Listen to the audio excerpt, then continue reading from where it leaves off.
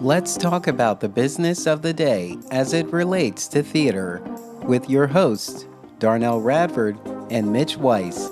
This is The Business of Theater, a working title.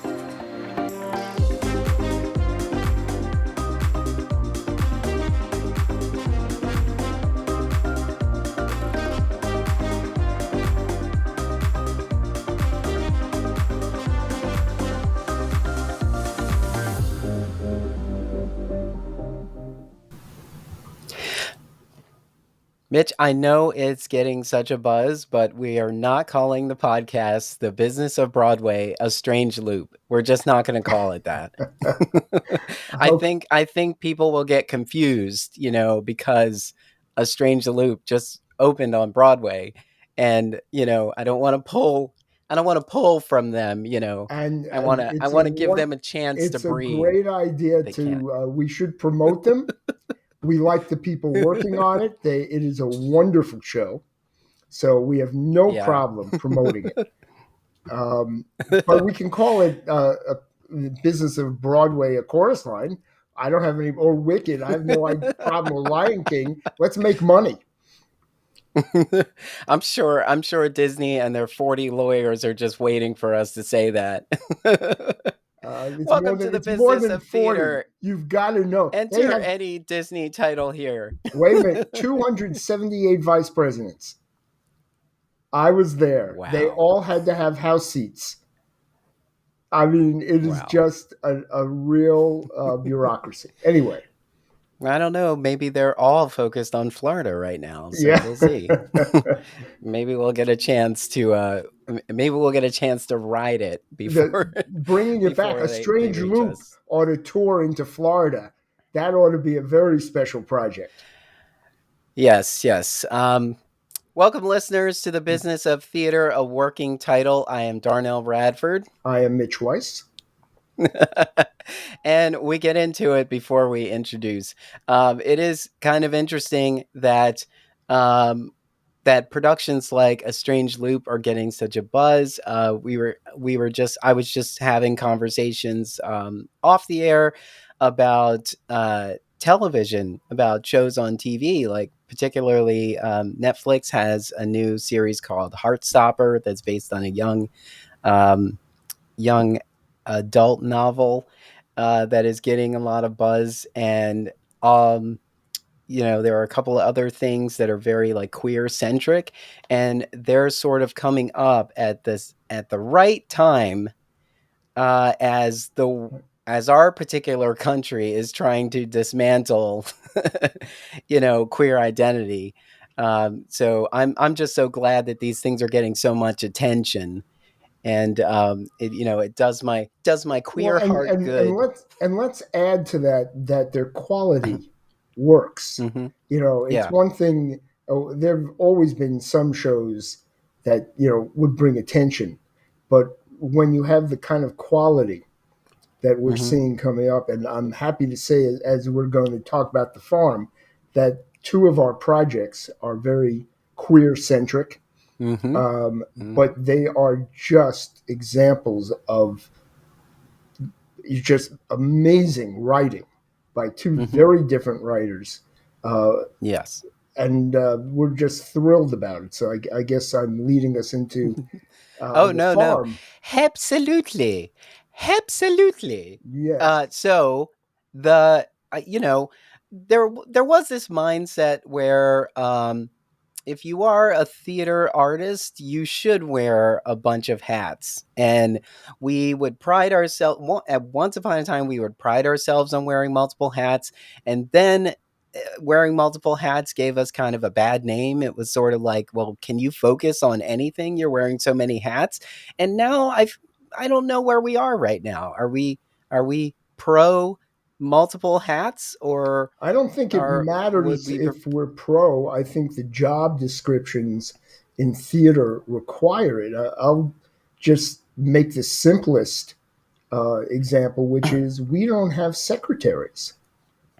yeah, Every job I've well, ever besides had, from Siri. general manager to, I mean, you have assistants, Hmm. but basically I do my own typing. I write my own contracts. There are people who help. There are assistants who know how to follow through. There are people I who. do my own stunts. There you go. And Hmm. actually, a lot of the managers I No know stunt can double actually here. do Cirque du Soleil stunts. And so, Backwards and in heels.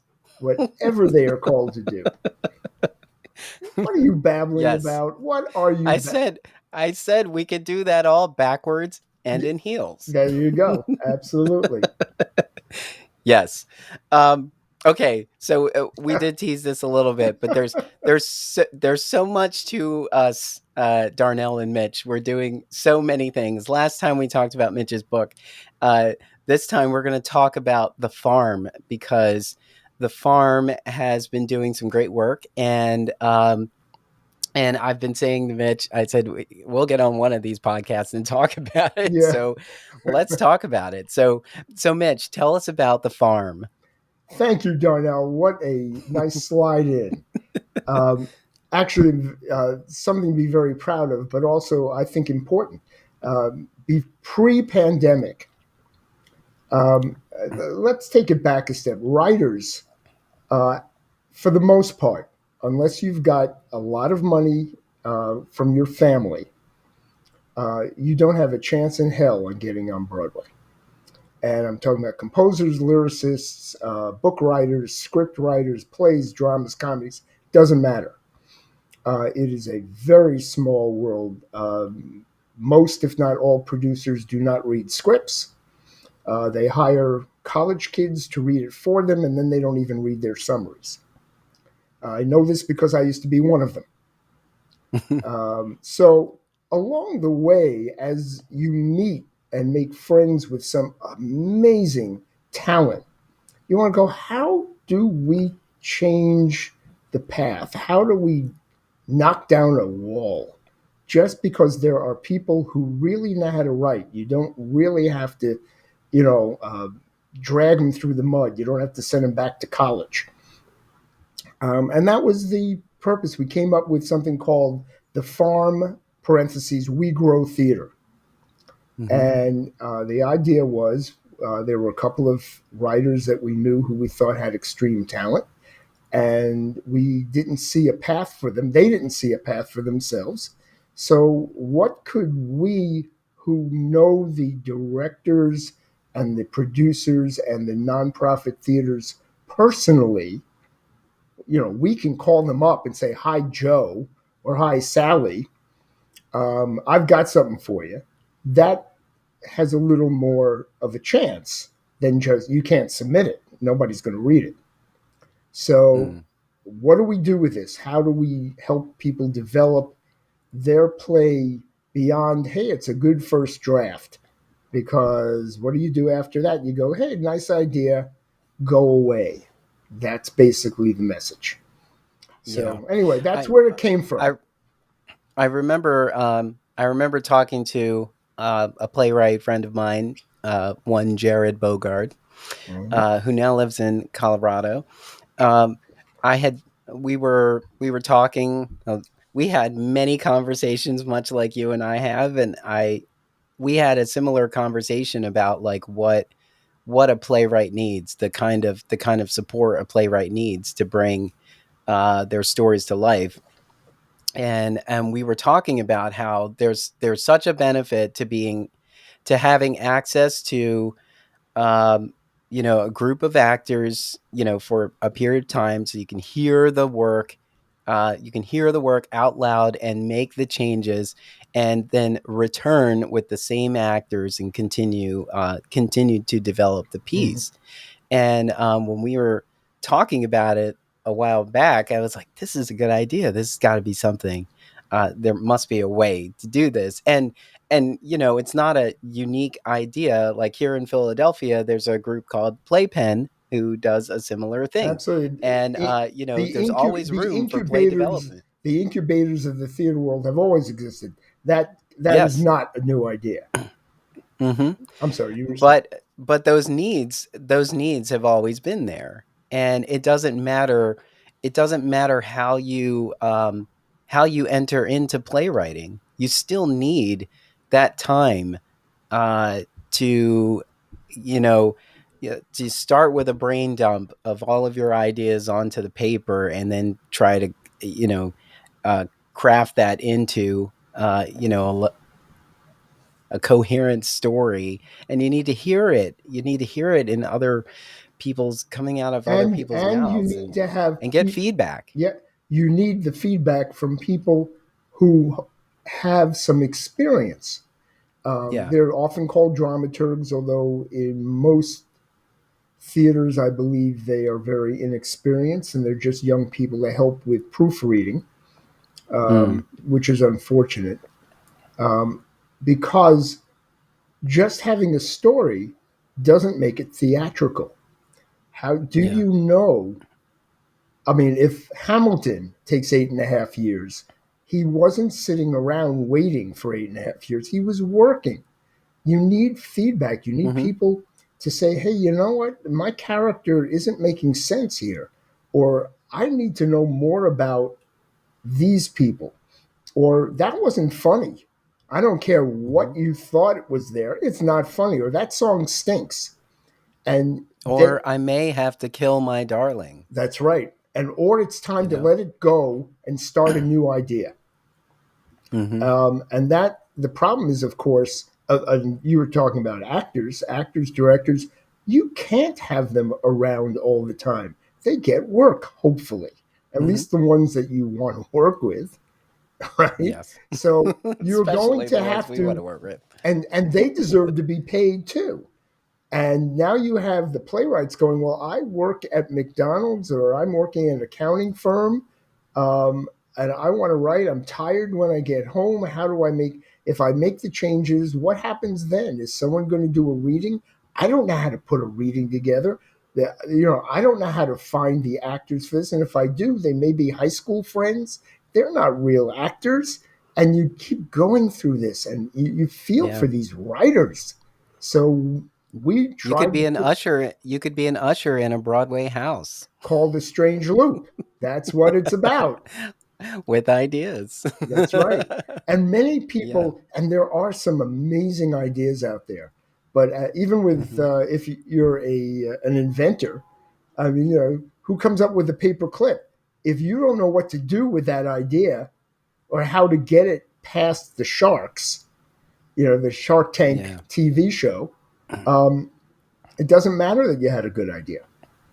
Hmm. All right. So And there are a lot of gatekeepers too. Like there are so many reasons why your story or your idea or your piece may not reach the desk of the right person. And that stuff is kind of crazy. I always find that to be mind blowing. well, I hate to be the Debbie Downer of this thing, but I'm known for saying that at any one moment, there are 110,000 people writing a musical. There are only Hmm. 41 Broadway theaters, and half of them have long running hits. How Yeah. many of them are going to get anywhere? On the other hand, good for everyone being creative. I want them to do it. You Yeah. never know. A strange loop, no one, if Michael R, his name is Michael R. Jackson, if he had come to anyone with his idea a long time ago, I'm sure it would never have made it past a reader. And here it Hmm. is, a brilliant, brilliant musical. Yeah. And as I have oh, what do we have here? I have the book. I have the book. Yeah. So I Pulitzer Pulitzer Prize Yeah, that's winning. often the death. That's the only problem is that I don't know if you know this, but most musicals that have won the Pulitzer Prize don't do well at the box office. Hmm. And we're hoping that's Oh, not true with this show. yeah, yeah. Well, so I listened to the Tiny Desk concert the other day, and I really enjoyed it. You should And I was explain what thinking, that like, is. well, so NPR has a show called Tiny Desk Concerts, and you can get it on NPR's website, or you can find it on their YouTube channel. And they've been doing they've been coming through for Broadway. Hmm. It's been really cool that they've had, casts of Broadway shows, Broadway musicals come and, or, be on the show and sing a few selections from their musical. They did one for Company. That was really enjoyable. But I just saw the recent one for Strange Loop, and I was just thinking about, like, oh wow, like who who heard this first and said no. Yeah. I don't see how this is going to get anywhere, you know, um, because of thinking about who the traditional or the stereotypical Broadway audience is. I wouldn't have thought that a play like A Strange Loop would ever have a shot. Yeah. And eventually, when we find out the full story of, I mean, even from its first run here in New York at Playwrights Horizons, which I saw and loved, it's been 2 years. Well, it's been pre-pandemic since it made it to Broadway. So that's 2 years sitting around after you know you have a good show, Hmm. right? And Yeah. the hardest part So for the playwrights reason is we keep patience. kind of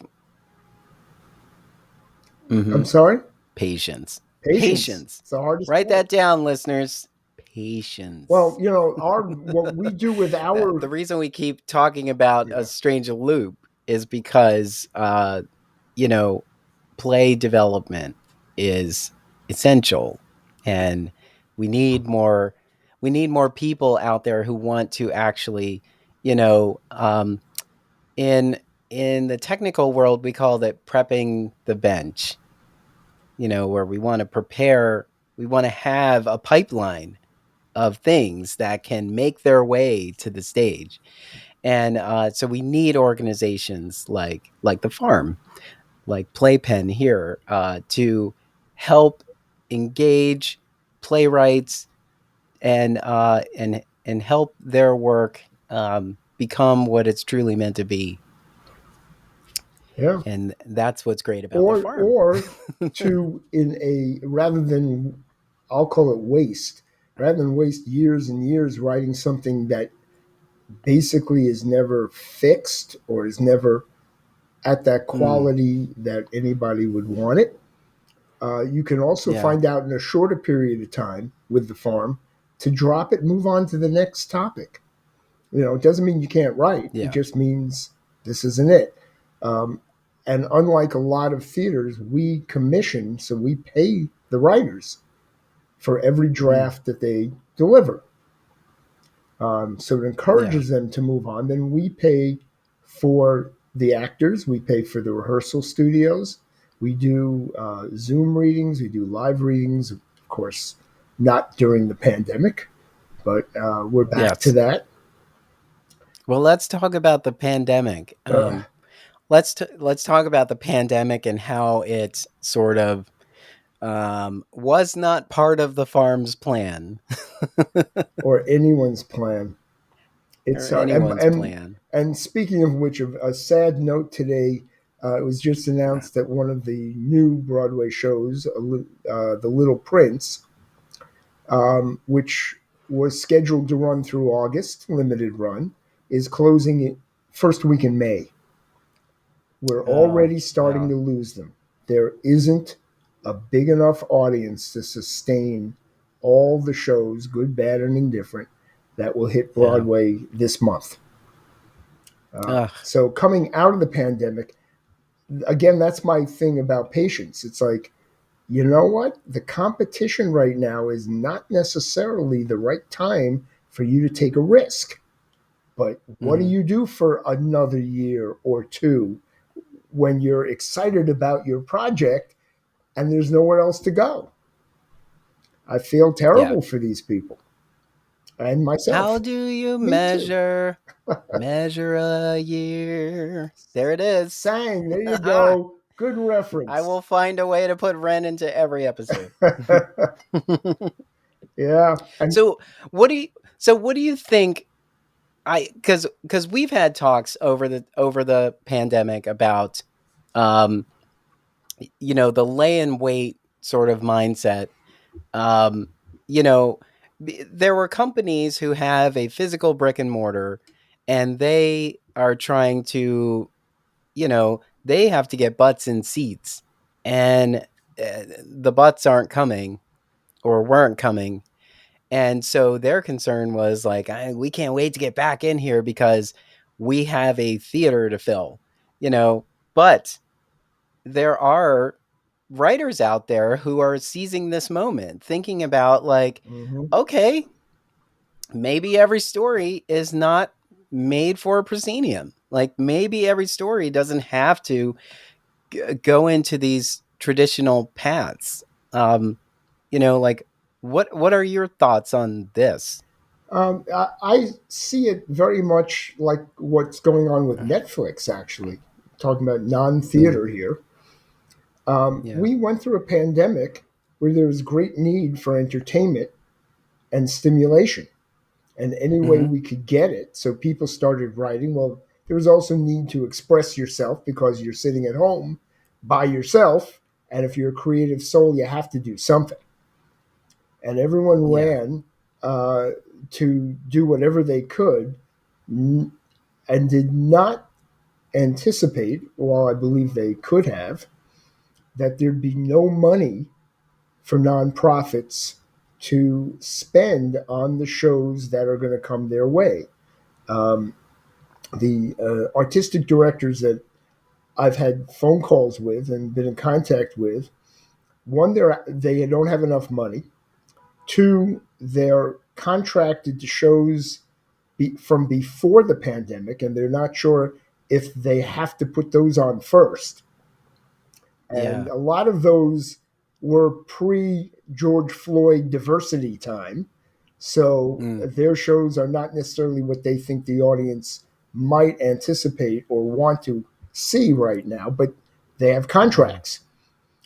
They also can't afford to put those shows on because there was no fundraising during the pandemic, or at least not enough. Yet they paid themselves. This is unfortunate. Some of the people running these nonprofits made sure they could survive, so they paid themselves and ran out of money. mm. It's the perfect storm. It really is a problem. What are we going to do about it? Well, it's going to take a little more time. We're going to be happy for what succeeds. We really want to cheer people on. There are some amazing shows out there. And these brick and mortar places, I, the new normal, it is time for them to rethink their mission. They all really want to be Broadway theaters, and they keep saying that they have a nonprofit mission. Most of them are lying. And it is time Mm. that they say, we're going to provide a public service. We may not need a lot of money. How do we do that? How do we bring people in here even if it's for no money? Why are we Yeah. doing this? Okay, I'm now lecturing my soapbox. Broadway is a commercial venture. It's about making money, and the shame is that 80% of all Broadway shows in good times lose 100% of their money. So we Mm. have 20% or less that'll even break even, nevertheless become a hit. Yeah. That's just the way of the world. That's not going to change. But coming out of the pandemic, I would think you'd want to wait until you're sure your show has a chance, which means maybe you go back and you do another developmental production and check it out with an audience in Cleveland or one in Philly or one in Mm. Texas or one at a high school, and you just do it again and you make sure and you say, you know what, now that I think about it, scene 4 doesn't quite work. Why should I wait to get on Broadway paying, a fortune per week in salaries and say, we ought to make some changes now. You Yeah. know, Well, it didn't work in Boston. and really the nonprofits It's could be the not gonna work place to here. do it, but they cost so much. and they're Yeah. demanding that um, the Broadway producers and off Broadway producers bring money to their theaters before they're willing to try out something that may end up on Broadway and change our Hmm. culture. You know, Yeah. we're in a sad place right now, but we're at the same point. I'm very hopeful we're going to come through it. Do you think it's do you think it's a bit lofty of a goal for a playwright who maybe is writing a draft right now, maybe they're on their second or third draft, to be thinking about this could be great in a Broadway house? Not at You know, all. like, No, no, that's do you where I think want to. because You got to strive for the highest. You have to, and then you have to be mhm. satisfied with doing it in your local church. Yeah, yeah. There were comments that I've made over the years where I've said, here in Philadelphia, we have darlings. Like we have some playwrights or some performances that, everybody loved. Everyone who saw it Hmm. here in Philadelphia loved them. But then I think about, yeah, but that was this region. Like, what happens outside of this region? Can this piece, resonate outside of this region? And I start to think deeply about, like, what are the things we like about this? Is it the lead actor? Is it the ensemble? Is it the writer in general? Is that why we're all turning up? And are we are we walking in with like are we walking in with sort of a bias where we want this thing to succeed because of our connection Hmm. to it? And or does it really have the kind of uh resonating power to kind of reach the masses? And you and I have had these conversations over the years where we would see a show in New York, and you might say something like, I don't see this getting a run on Broadway. And I'm saying, but yeah, I could totally see this in a regional sense, like you said, churches and smaller theaters. Like, I remembered seeing a musical about Harriet Tubman Hmm. in the theater, in the musical theater festival. And I just remember being so moved by the music and saying, like, wow, this is someone pick this up. Please pick this up and take it anywhere. It was a time where I'm sitting there at Theater Row, and I'm saying, like, wherever this goes, I think I would go, Yeah. to see it in its entirety. But I don't know if everybody is really thinking like that. Well, you said something very profound, and I would encourage when you see something that affects you personally. It doesn't matter where it is, what it's about, whatever. If you walk out of there saying, you know what, I felt something, I learned something, this was, or I was just entertained from start to finish, let somebody know, because it Hmm. may be the end of the road for that writer, those actors, the musicians, who's ever working on it, for them to just know that they reached you may be enough. And the problem is, Yeah. a lot of people are intimidated just because, I don't know why, but they think they're theater folk. And it's just the opposite, because we get so little feedback in a positive nature for all that Mm. work. And like this poor show that's closing, I don't care if it's that good. It's just somebody put years of their life into it. And there are elements in it, I'm sure, that are wonderful. But it Mm. opened and closed on Broadway. Somebody, let somebody know if it had a moment for them, If it if it resonated in any way. resonated, because Yeah. we can't all do it. And, look, people who are actors all want to be film stars. Nobody goes into it saying, gee, I hope I only play, one little regional theater in some hick town. They all Hmm. envision being, a big movie No star. offense to those hick towns, we love you. Well, but no, my point being, There's a hick yeah, town out there going, wait a minute, no, I'm just saying, but wait a nobody's god trying, dang minute. nobody's aiming for that. I'm not saying there's anything wrong with it. My point is, there Yes. isn't anything wrong with it. So there, Yeah. going to trap Yes. me into talking ill about a hick town. Well, I mean, you can go to Dramatis website and see that there are 10 productions being mass produced all over the Right. country right now, you know? Hmm. And probably the same thing at MTI and Concord and what have you. But it just, you know, I guess people get so disillusioned because they're hearing this, and I feel like, you know, um, maybe it was because of my, my conversations with you. I felt like I had this direct pipeline where I was feeling like, well, if Broadway isn't optimistic, then how can the rest of us, feel optimistic, in this moment? Well, And not that we didn't have our own sort of hiccups because of the very same things that Broadway was waiting for right. answers for. Yeah, but the positivity is Las Vegas. That's what Broadway is. Broadway is a crapshoot, Mm, and everybody is playing the lottery or playing a slot machine in the hope that their show is going to be Hamilton, a chorus line, Cats, God forbid, um, or some other gigantic hit, and that people will just, or that you'll become a Sondheim or a Neil Simon for a while, and that, or Harvey Firestein, who can have show after mm, show after show.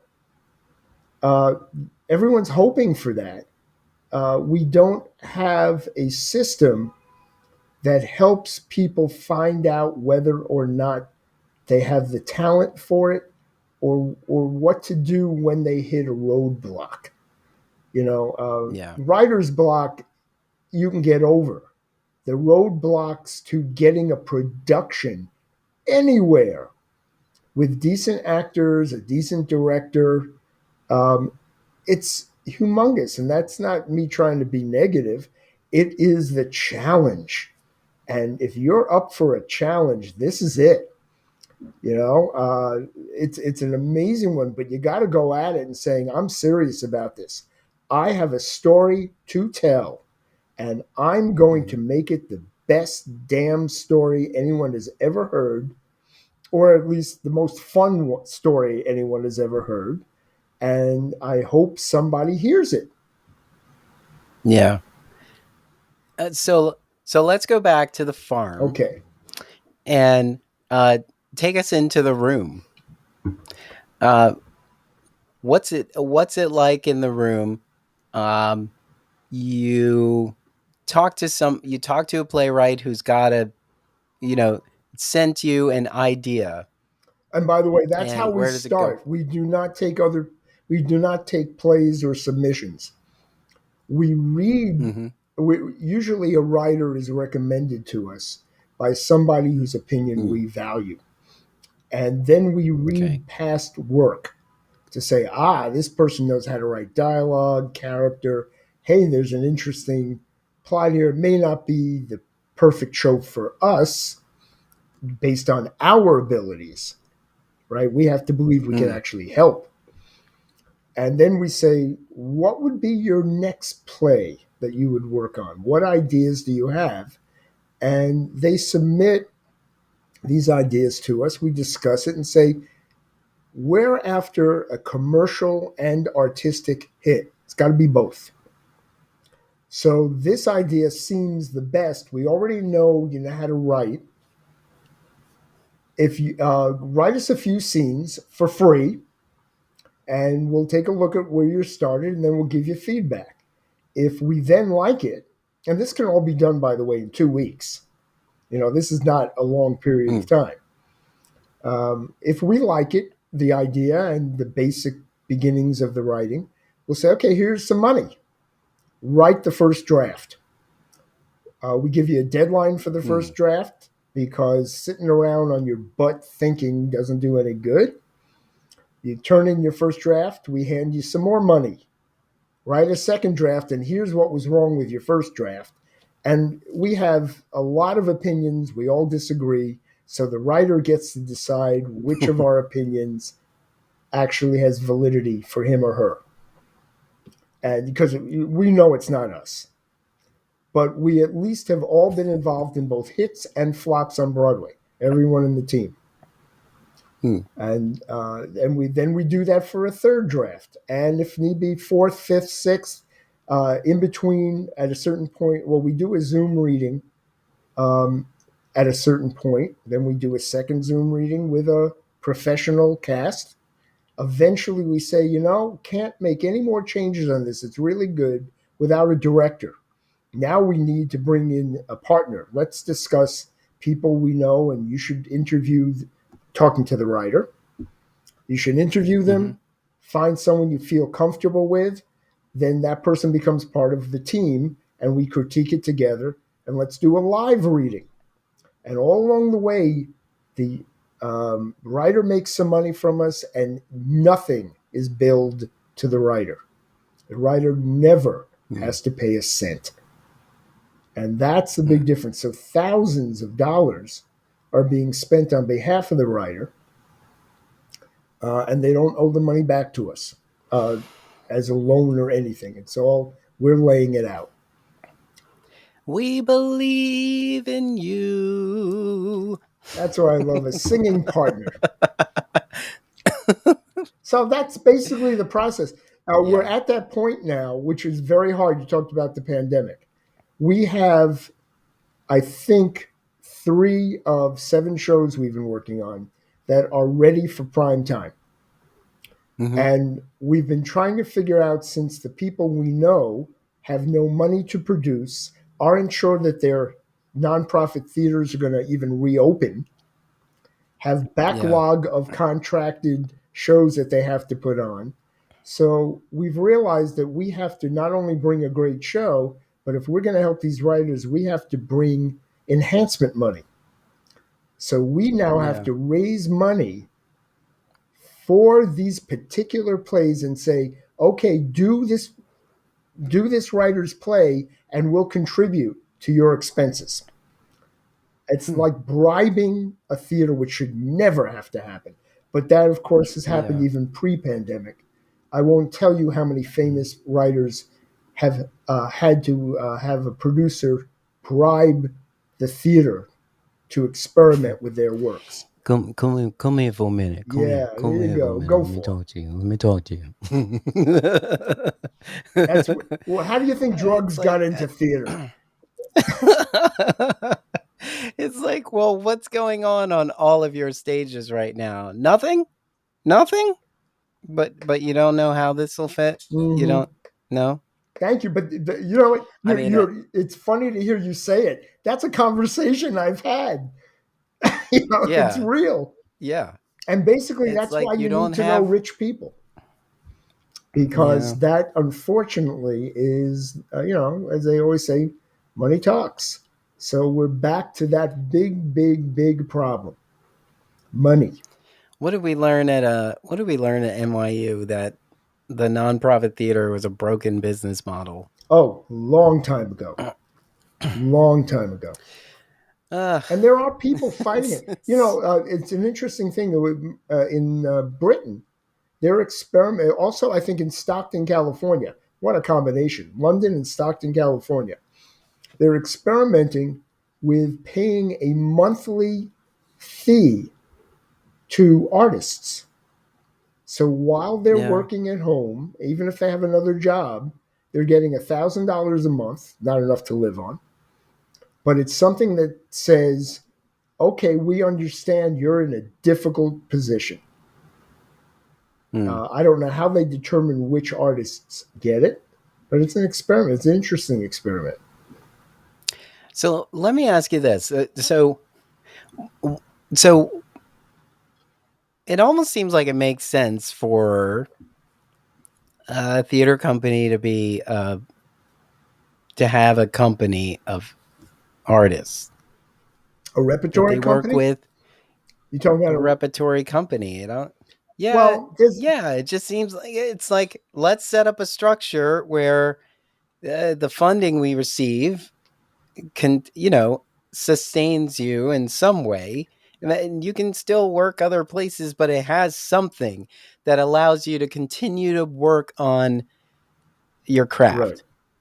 As we're piecing this together, for a smaller company, and we might come together in the evening, but but the money that's coming in is allowing us to do that so that we can continue doing other things, and then you know mount the show like this is Um, a show and this is a work in progress, and people come see it, and then that money goes back into the pot to continue allowing us to do this. oh, come on, Darnell. Tell me examples of why that doesn't work. I mean, of course, there are repertory companies. Well, The most famous, in my opinion, yes. is Steppenwolf in Chicago. Hmm.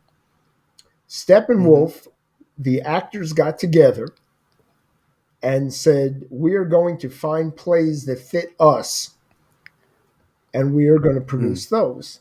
Of course, and there are very famous film stars that have come out of that, from Gary Sinise.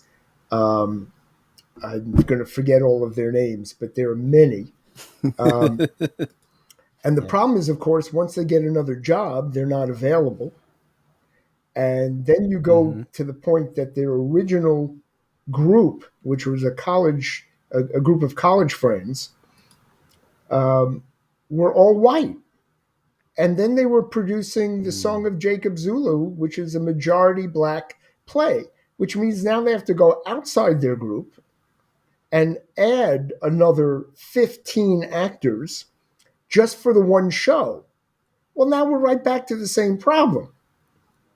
So now, it's Yeah. like you either say, hey, and those repertory companies that have diverse groups, then you're looking for how many people in each category and how many people are in the play. And if you do a 3 character play, what happened to the other 20 people on your salary, on your weekly Hmm. salary? It's a problem. On the other hand, Yeah. Steppenwolf has survived. I kind of it's the part where I kind of miss high school theater. There was an abundance. There was an abundance of people who wanted to be involved. So if you weren't cast in the show, you could be on the crew. You And not know know, what you're doing. if you want to. And not know what you're doing.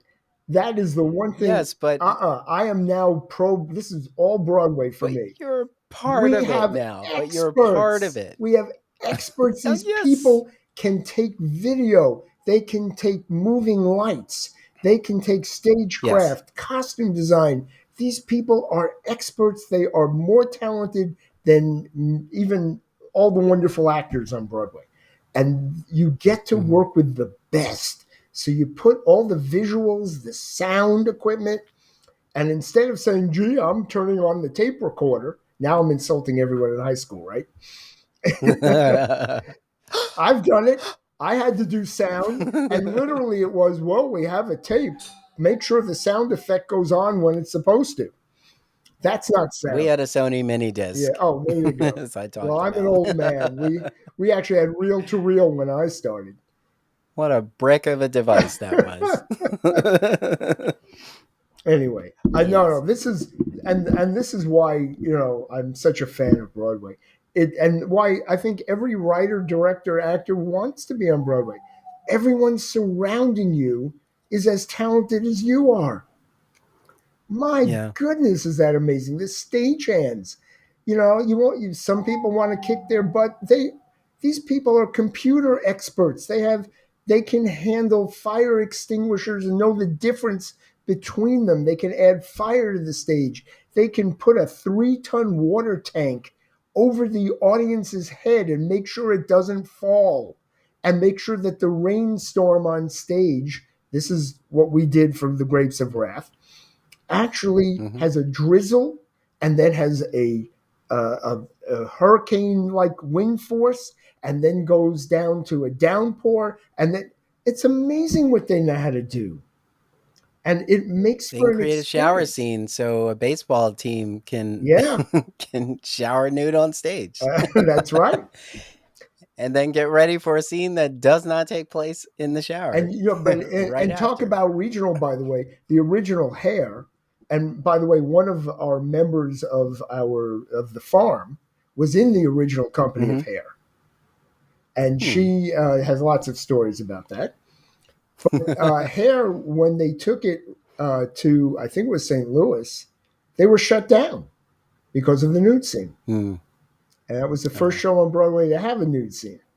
So that was the end of that. Of course, it's been done since then, but yeah, at that time, you know, touring is a problem to itself and an adventure. You can make more money touring, by the way, than you can on Broadway.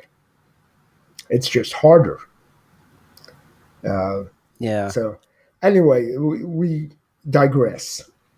Um, so, I want to, the positive thing here is how exciting it can be. That's what motivates us all. Yeah. And whether it's in Philly And if you're, or anywhere else, it's not just New York. But when you have the talent yeah, around you, that's what's exciting. yeah, and if you're a writer out there, you shouldn't be thinking about whether uh, your show is going to get closed because of its content. Tell your story That's correct. and tell your story well. Because again, the reason I brought up a strange loop is because the themes in the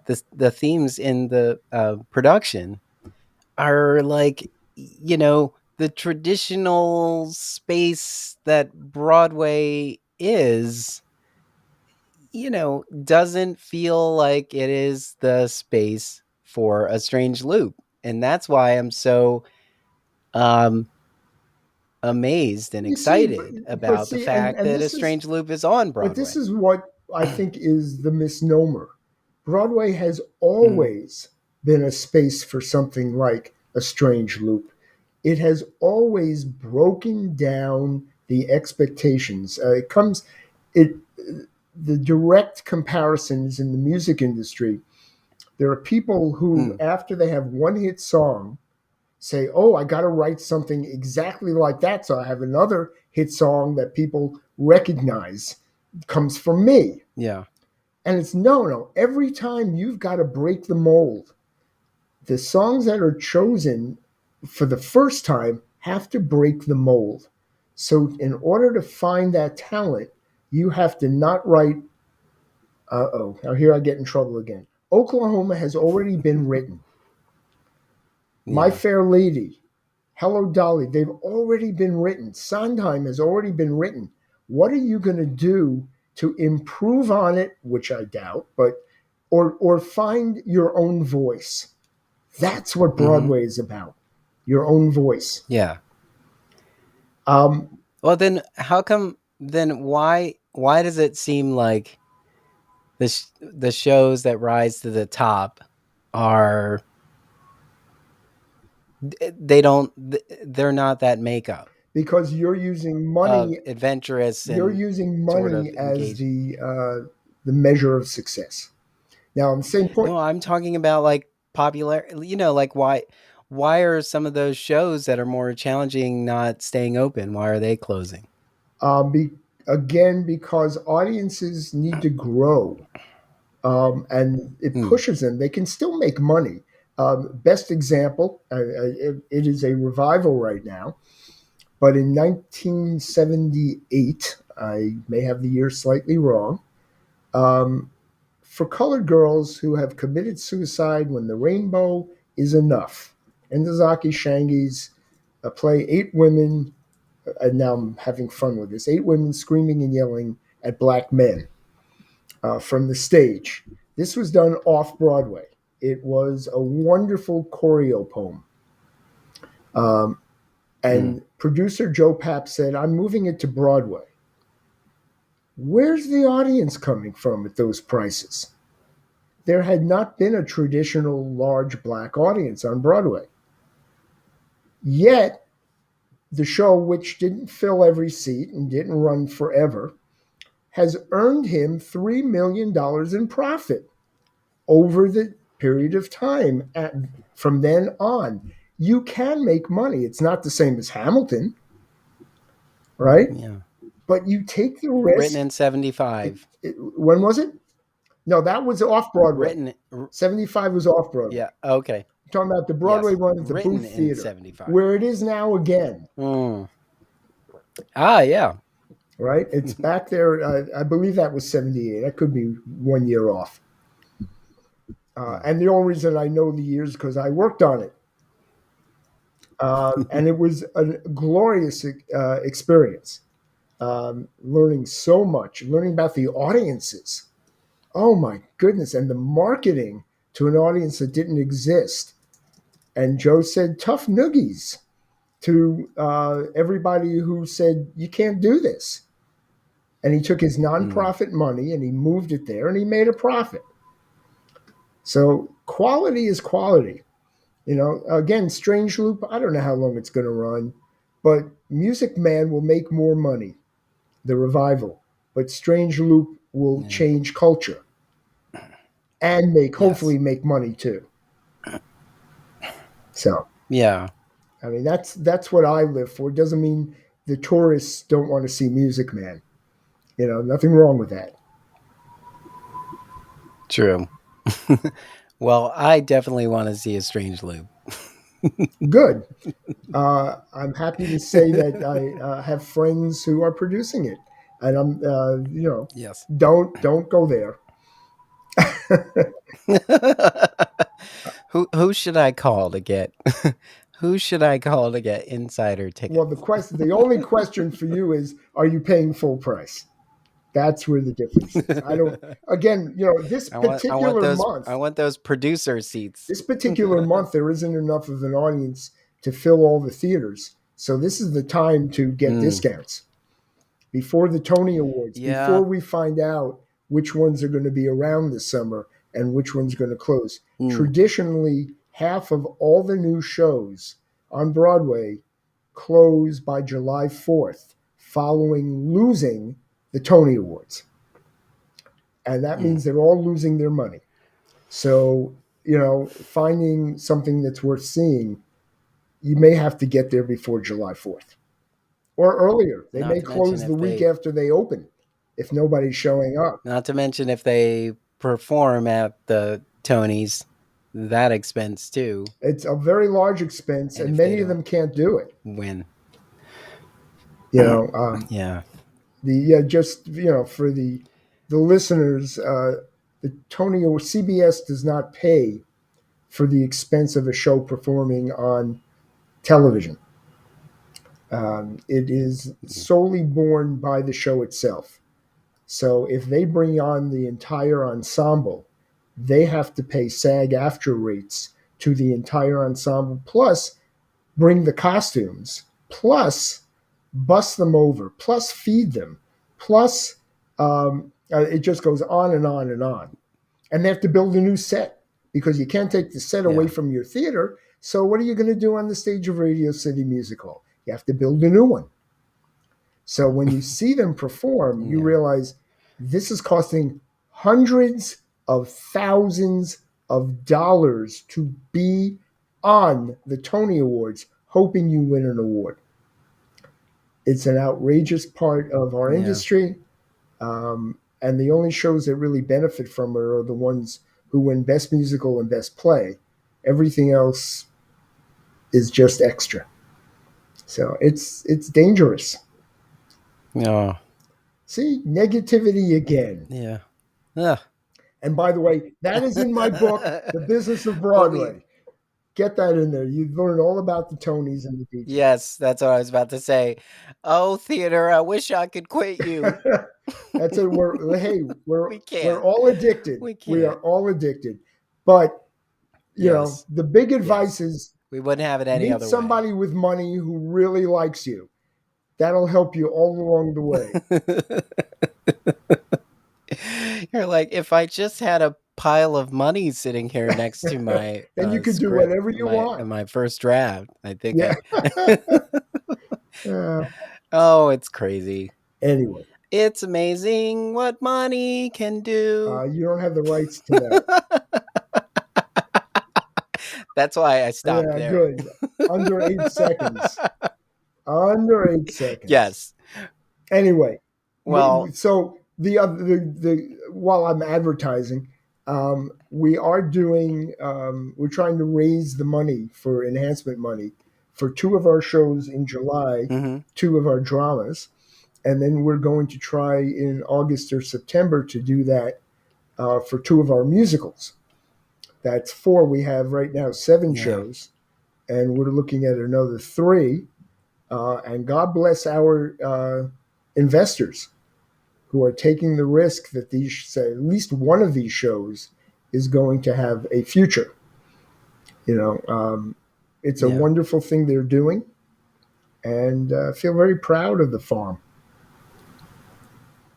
Right? yes. And Darnell, of course, I think has been it's a great initiative. yeah, and Darnell's been a great supporter and participant. So I've been happy. Yes, in full disclosure, I have a tiny bit of involvement in the farm. I'm very happy to be a part of it. Yes, we tried to bring some of those wonderful plays to Philadelphia, but the COVID had other COVID had other plans. plans, so it's postponed. It's postponed. It's postponed, but it's not over. And we had a great chat with Grant. That was our second episode. Grant McDermott. Go back and listen to that. Grant McDermott was one of the playwrights whose plays are in the mix in the farm.